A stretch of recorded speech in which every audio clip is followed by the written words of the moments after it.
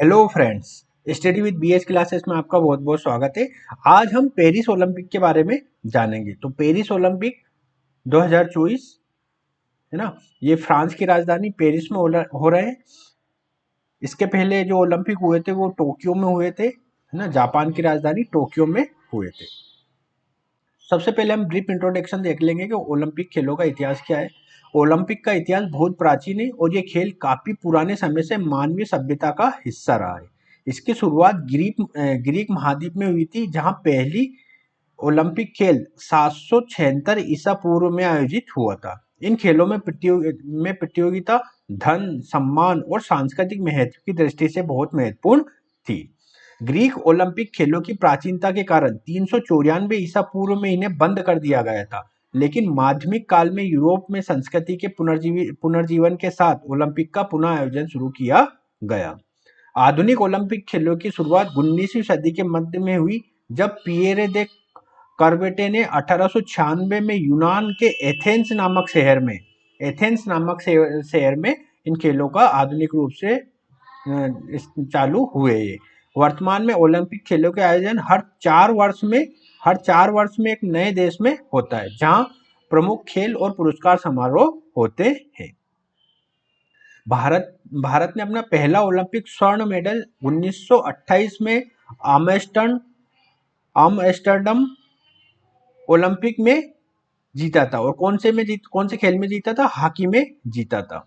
Olympic एक वैश्विक खेल प्रतियोगिता है जो हर 4 साल में एक नए देश में आयोजित होती है। ओलंपिक खेलों का प्रबंधन अंतर्राष्ट्रीय ओलंपिक समिति आईओसी करती है। कौन करती है? आईओसी करती है, इंटरनेशनल ओलंपिक काउंसिल करती है।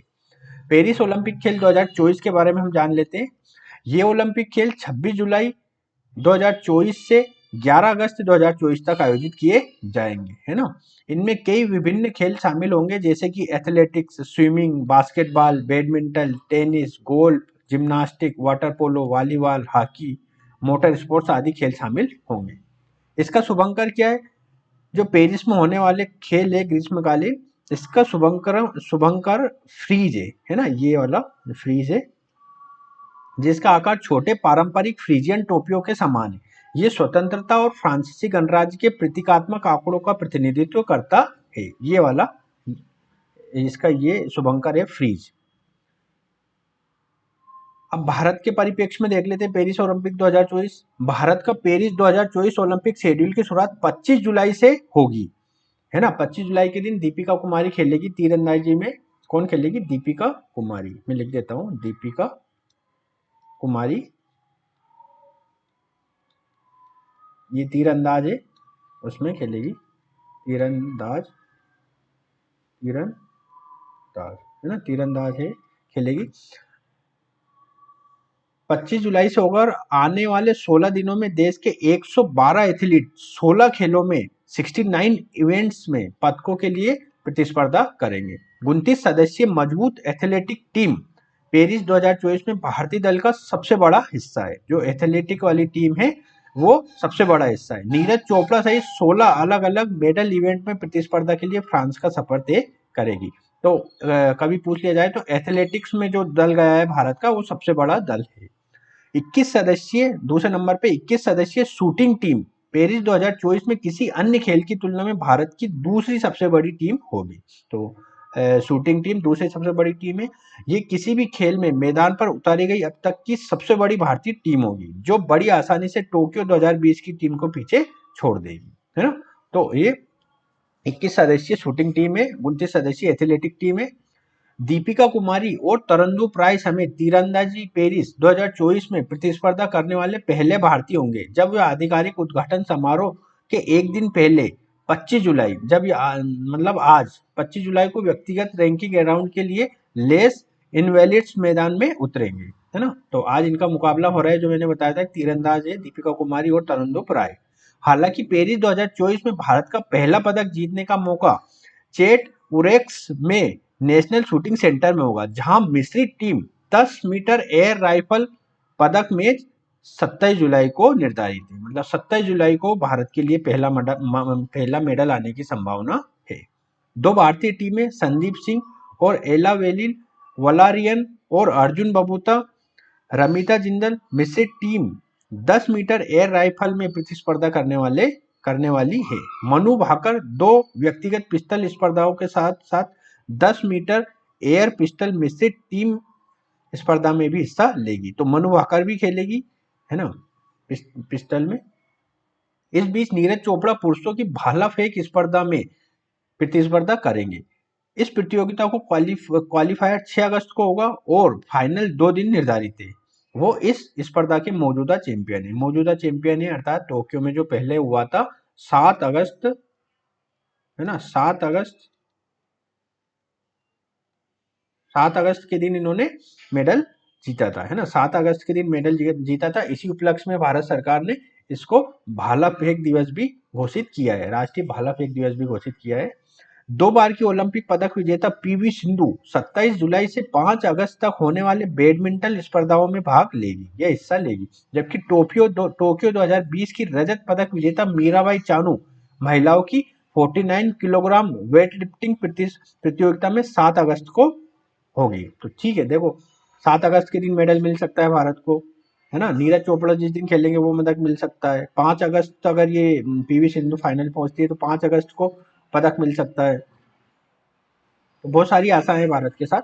टोक्यो कांस्य पदक विजेता लवलीना बोरगोहन मुक्केबाजी इवेंट में प्रतिस्पर्धा करेंगी, वो जो 27 जुलाई से शुरू होगी 10 अगस्त से समाप्त होगी। 2 बार की विश्व चैंपियन निखात जरीन भी पेरिस में अपने ओलंपिक डेब्यू के लिए तैयार है ना। निखात जरीन भी पहली बार अपने डेब्यू कर रही है ओलंपिक्स में, तो इनसे भी काफी आशाएं हैं। और लवलीना बोरगोहन ये मुक्केबाज है, ये टोक्यो ओलंपिक में कांस्य पदक इनको मिला था, ठीक है। तो इनसे अब आशा की जाती है कि ये मेडल को अपने रंग बदलेगी, अर्थात सिल्वर या गोल्ड मेडल लेकर आएंगी। तीरंदाजी, एथलेटिक, बैडमिंटन, मुक्केबाजी, घुड़सवारी, golf, hockey, judo, rowing, sailing, shooting, तैराकी, टेबल टेनिस और टेनिस जैसे ऐसे 16 खेल है जिसमें भारतीय एथलेटिक्स पेरिस 2024 में प्रतिस्पर्धा करेंगे। तो भारतीय खिलाड़ी इन खेलों में सम्मिलित होंगे। टोक्यो में क्या हुआ था, भारत टोक्यो 2020 में क्या एक स्वर्ण सहित 7 पदक के रिकॉर्ड के साथ वापस लौटा था और पेरिस 2024 में पदकों की संख्या को बेहतर करने की कोशिश करेगा, है ना। तो देखो कहाँ कहाँ से आ सकता है, एक तो नीरज चोपड़ा ला सकते हैं, और नीरज चोपड़ा के अलावा और किससे आशा है, नीरज चोपड़ा के अलावा एक अचंता शरद कमल है, ये पदक ला सकते हैं, है ना। स्वर्ण पदक की मैं बात करता हूँ, कितने स्वर्ण पदक मैक्सिमम भारत को मिल सकते हैं मेरे हिसाब से, नीरज चोपड़ा एक, अचंता शरद कमल एक ला सकते हैं, है ना। और लवलीना बोरगोहेन ला सकती है, एक ये मान सकते हैं, है ना, लवलीना बोरगोहेन ला सकती है। कुश्ती में हमको बहुत ज्यादा आशा है, कुश्ती में मेरे हिसाब से 3 गोल्ड मेडल मैक्सिमम आ सकते हैं, है ना, कुश्ती में बहुत आशा है, ठीक है। और 2 शूटिंग से भी हम ले सकते हैं, 2 पदक शूटिंग से भी आ सकते हैं, मैक्सिमम मैं बता रहा हूँ शूटिंग से 2 पदक आ सकते हैं, है ना, शूटिंग से 2 पदक आ सकते हैं, 2 पदक शूटिंग से आ सकते हैं। इस तरह कितने हो सकते हैं, 2, एक 3, 4, 5 और 3, 8 स्वर्ण पदक आ जाए तो भारत की वैश्विक स्तर पर बहुत छवि सुधर सकती है, ठीक है। लेकिन देखते हैं क्या होता है, हम आशा करेंगे कि भारत ज़्यादा से ज़्यादा स्वर्ण पदक जीते, स्वर्ण पदक में अगर नहीं जीत पाए तो रजत पदक जीते, रजत पदक नहीं जीत पाए तो कांस्य पदक जीते, लेकिन भारत को पदक जीतने से हमको खुशी मिलेगी। नेक्स्ट हम भारतीय एथलीटों के लिए पेरिस 2024 में ओलंपिक का शेड्यूल देख लेते हैं, ठीक है। तो ब्रीफ में मैं देख लेता हूँ। तीरंदाजी की प्रतियोगिता 25 जुलाई से 4 अगस्त तक चलेगी, इसमें 5 भारतीय पदक स्पर्धा में प्रतिस्पर्धा करने वाले 5 भारतीय, ठीक है, ब्रीफ में देख लेते हैं। एथलेटिक्स में 10 अगस्त तक चलेगी, बैडमिंटन 5 अगस्त तक चलेगी, बॉक्सिंग 10 अगस्त तक चलेगी, घुड़सवारी 4 अगस्त तक चलेगी, ये सब चीजें इसमें लिखी है, आप इसको डिटेल में देख सकते हैं, है ना। हॉकी चलेगा, है ना, हॉकी चलेगा 27 जुलाई से 8 अगस्त तक, जूडो चलेगा 2 अगस्त के दिन ये समाप्त हो जाएगा, रोइंग 27 से 3 अगस्त तक, सेलिंग 1 अगस्त से 6 अगस्त तक, शूटिंग 27 जुलाई से 5 अगस्त, ये बहुत महत्वपूर्ण है भारत के लिए, है ना, शूटिंग। तैराकी में भारत को ज्यादा आशा तो नहीं है, लेकिन तैराकी में भी देखते हैं कुछ हो जाए। टेबल टेनिस 27 जुलाई से लेकर 10 अगस्त तक चलेगा, इसमें अचंता शरद कमल है जो मैं बता रहा था। टेनिस 27 जुलाई से 4 अगस्त, कुश्ती 5 अगस्त से 11 अगस्त, इसमें भारत को सबसे ज्यादा आस्था है कुश्ती में, है ना। तो 5 अगस्त से 11 अगस्त के बीच आप मेडलों की वो चार सुन सकते हैं। वेट लिफ्टिंग 7 अगस्त से को चलेंगे ये, तो इसमें भी आप कुछ कमाल देख सकते हैं। ठीक है, तो ये भारतीय ओलंपिक संघ और जो पेरिस ओलंपिक से संबंधित विभिन्न जानकारियों को मैं वीडियो के माध्यम से आपको जानकारी प्रदान करता रहूंगा। फिलहाल जो मैंने ओलंपिक का ये वीडियो बनाया है उसमें कुछ जानकारी दी है, अगर आपको अच्छी लगे तो लाइक शेयर सब्सक्राइब कीजिए। वीडियो देखने के लिए बहुत बहुत धन्यवाद।